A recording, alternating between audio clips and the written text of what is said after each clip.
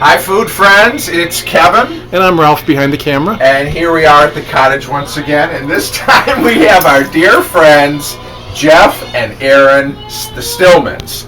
And they're up, and we have had a wonderful day. It's been a beautiful September weekend up here in Lexington. We went to the apple orchard. We went downtown. And now we're kind of unwinding and getting ready. I got a pot roast in the oven.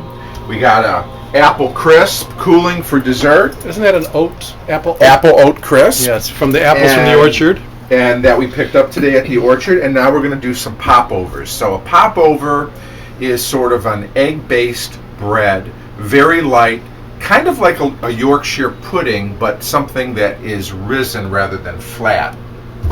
And so here's what we do. We're going to start with 2 eggs in a bowl, and these are not cold eggs. They're almost to room temperature.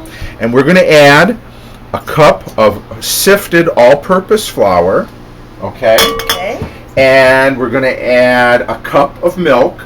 Don't use skim milk in this recipe, at least 2%. Whole milk? This is whole milk, okay. but if you had 2%, skim milk is worthless. It's like water. Okay. Right. And then we need a teaspoon of salt, Jeff, so if you'd be so kind. Or you know what? A half a teaspoon, I'm sorry. So that's just put half of that in there. How's that? That'd be some salty popovers. A little less. Keep going. There we go. I'm sorry. Perfect. Yep, that's perfect. All right. Now your job, my dear. And he needs oil? The oil's going to go in after you beat it for a couple of minutes. I'm going to get a spatula over here and just bring that stuff together. That's With a hand mixer. I haven't used one of these in we do it old years. Old school. We want all this nice and incorporated. You beat it, and I will kind of come around here. Kevin, tell folks about the inspiration for popovers from our dear departed Hudson's retail store. Well, this was something that they served at J.L. Hudson's in the lunchroom. Not in the jail, it's J.L. Yeah, not J.L. Hudson's, J.L. Hudson's. Right, otherwise it's got to be DeHoco, Detroit House of Corrections. Yes. So, keep going, honey. They don't eat biscuits because they can make whiskey out of them. Right. Or they can use them as weapons if they're not made properly. So, hockey pucks. But they serve popovers at J.L. Hudson's, and I know this is a favorite of yours. Yes. And it goes really well with beef dishes, typically. A little bit more. No, keep going, honey. And unfortunately, we've lost the store, but we've kept a recipe similar, hopefully, to what J.L. Hudson's used to serve in their lunch and dinner area. This is a workout. Yeah. Not the sweat. So, okay, we're almost there. Now, you can just pause for a second. Now, Jeff, let's take a tablespoon. Yes, not a half, a whole one. This one I'll try to get right. Of just regular vegetable oil. Good. And go ahead and put that in there. And Aaron, if you'd resume. Now, why did we have to wait to add that before we started? It just helps to get the flour and the milk really thoroughly mixed together first, so that there's no clumps of flour before you put the fat in. That's why baking scares me, because baking is much more precise and more of a science almost.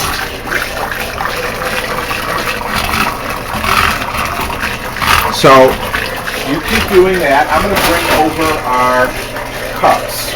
Now, I'm using what they call a custard cup. They actually make pans for popovers that look like really big, deep muffin pans, and they're specifically made for popovers. They can be ceramic. More often, they're made out of cast iron or some sort of metal. I've seen those where they make the big. Yeah. And maybe I know what a popover is. And it has like a really big crown on the top. It's like a skinny body of a muffin with a big top. Okay. That's good. So now what we're going to do is we're going to start filling our cups. So well, we're filling our cups. These cups have been sprayed with a non-stick spray. We're going to fill them about halfway.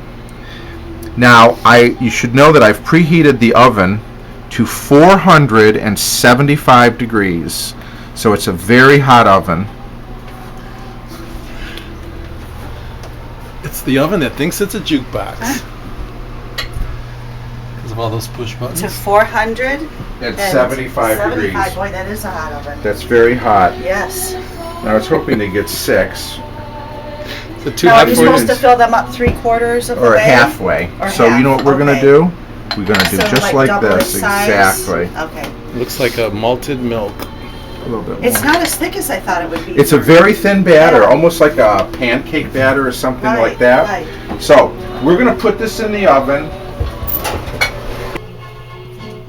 So we've been in 15 minutes at 475 degrees. We're gonna turn it down now to 350 for about another, let's say 25 to 30 minutes or so. And then we'll take them out of the oven. So we're making popovers at the cottage. We'll be back in a bit. So we have finished the second phase of our popovers, and here they are. Ooh. Oh, You can smell them. They're kind of eggy. gorgeous. You can see they've come up over the top of the custard cups. And now what we're going to do, actually, is we're going to just take a small knife. And what I'm going to do is we're going to just put a slit in the top.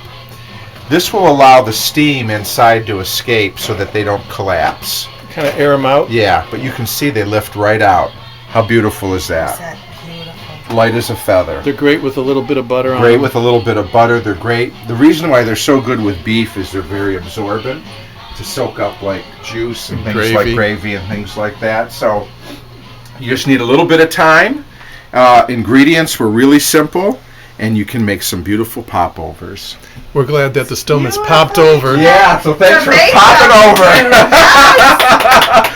Yes. Have fun, everybody. We'll see you next time. Bye. Bye.